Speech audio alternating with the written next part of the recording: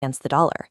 With every fraction of a drop, anxiety mounted over the real possibility of the currency hitting a breaking point of 100 rupees per dollar, meaning the physical cash in people's pockets was rapidly losing its purchasing power.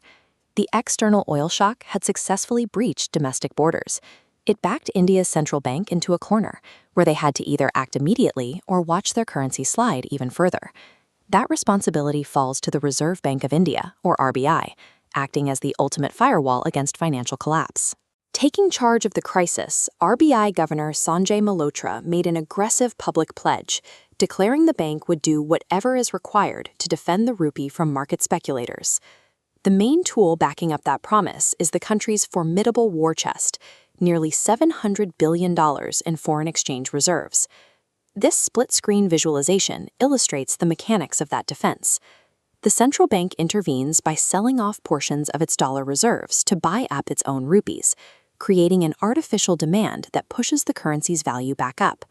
While flooding the market with dollars can halt the immediate panic, it comes with a massive, unsustainable cost, burning through the nation's finite emergency savings. However, a contrasting economic philosophy argues that fighting natural market forces with the country's savings account is a dangerous mistake. Economist Arvind Panagaria warned that the RBI shouldn't let the psychological fear of hitting the 100 rupee mark dictate their policy. His argument is straightforward. Whether the oil shortage lasts a few weeks or a few years, the right response is to step back and let the rupee depreciate naturally. The logic here is harsh but practical.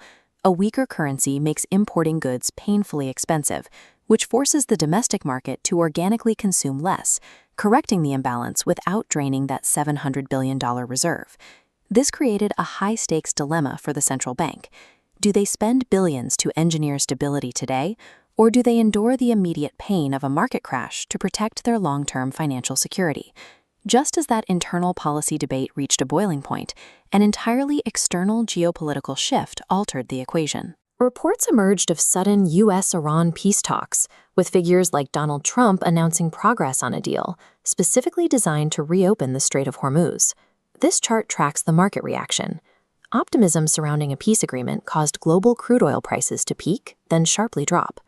As oil prices fall, pressure on India's import bill vanishes, showing the Indian rupee line rising back up, recovering from its mid-May lows.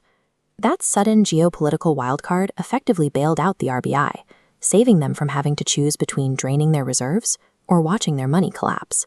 In an era of constant global volatility, balancing the defense of a domestic currency against the preservation of national reserves remains the defining, high-stakes